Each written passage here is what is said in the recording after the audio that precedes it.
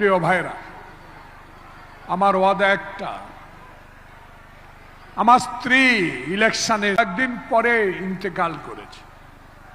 একটু আগে আব্দুর রহমান বক্তব্য দিচ্ছিলেন, তার দিকে তাকিয়ে বললাম আমাদের আজকের আহ্বায়কের কাছে যে আজকে 11 বছর আব্দুর রহমানের ক্যান্সার, বেঁচে আছে।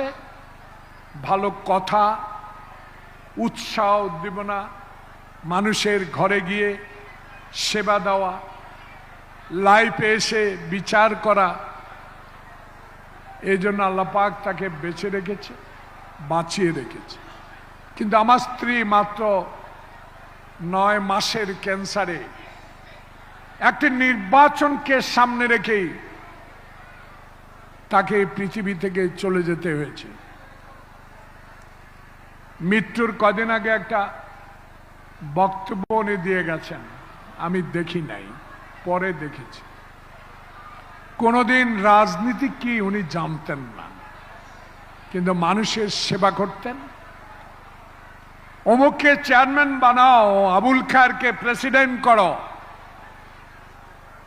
যুবদলের সাতার ভাইয়ার অমুককে প্রেসিডেন্ট বানাও।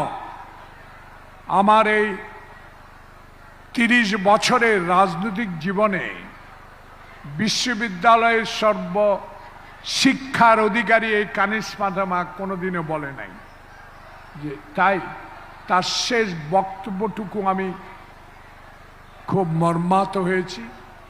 শেষ বলে গিয়েছে, আমার কিছু পাওয়ার নাই, আমি চলে যাব, কিন্তু সেনবাগের মানুষকে যেন আমার স্বামী অতীতের ন্যায়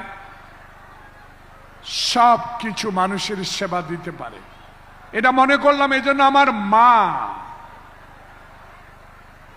আমি জেলখানায়, আমার মা ইন্তেকাল করেছে, আমি ওই সরকারের আমলে জেলখানায়, আমার মাকে আমার দেখার সুযোগ দেয় নাই তখনকার সরকার।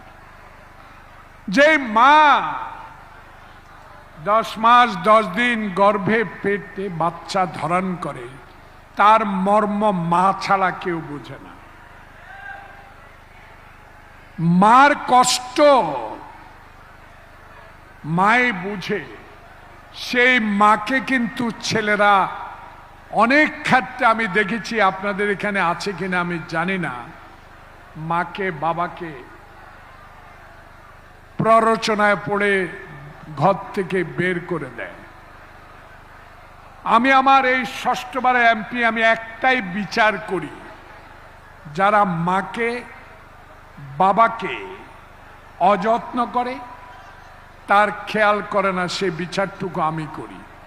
তাই আজকে আমি এতিম, মাও নাই, বাবাও নাই, স্ত্রী নাই, আমার 2টা মেয়ে আছে। অনেকেই চিনেন, তারা এবার নির্বাচনে জীবন মরণ লড়াই করেছে বেঈমানদের বিরুদ্ধে। আমি সব ভুলে গিয়েছি।